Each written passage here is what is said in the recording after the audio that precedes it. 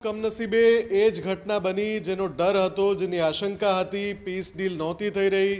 લગાતાર ઇઝરાયલ દબાણ કરી રહ્યું હતું ટ્રમ્પની ઉપર અને ટ્રમ્પ લગાતાર મનાવી રહ્યા હતા ઇઝરાયલને કે તમે ઈરાન પર હુમલો ન કરશો, લેબેનોન પર હુમલો ન કરશો। કેમ કે જ્યારે વાતચીત થઈ રહી હતી ત્યારે જે મધ્યસ્થ ચેનલથી એકબીજાને જે મેસેજ મોકલવામાં આવી રહ્યા હતા એ મેસેજ ઈરાને મોકલવાનું બંધ કરી દીધું હતું। એની પાછળનું કારણ એ હતું કે જે ઇઝરાયલ છે એ હિઝબુલ્લાહ પર હુમલો કરવાના નામે લેબેનોનમાં રીતસરની ઘૂસણખોરી કરી રહ્યું હતું। લેબેનોનના ઘણા બધા વિસ્તાર પડાવી લીધા હતા અને લેબેનોનના જે આમ નાગરિકો છે જેનો કોઈ વાંક નથી એના ઉપર ઇઝરાયલ લગાતાર હુમલા કરી રહ્યું હતું, જેને લઈને ઈરાને આકરો વાંધો નોંધાવ્યો હતો અને કહ્યું હતું કે જ્યાં સુધી ઇઝરાયલ લેબેનોન પર હુમલા કરી રહ્યું છે ત્યાં સુધી વાતચીતની સંભાવના નથી।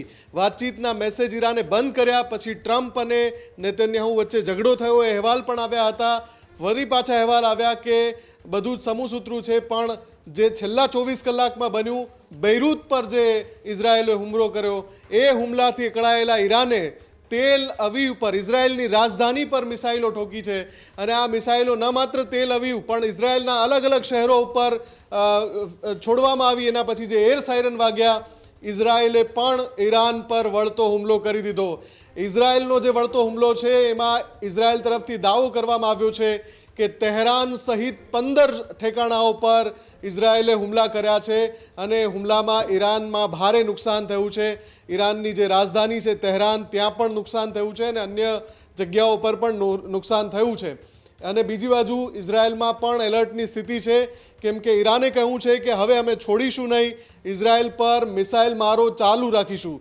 એટલે કે જે એપ્રિલ મહિનાથી સીઝ ફાયરની સ્થિતિ હતી અમેરિકા અને ઈરાન વચ્ચે, એ સીઝ ફાયરની સ્થિતિ હવે મિડલ ઇસ્ટમાં મહાયુદ્ધના સ્વરૂપમાં પરિણમી ગઈ છે, કેમ કે ઈરાન હવે ઇઝરાયલને છોડશે નહીં।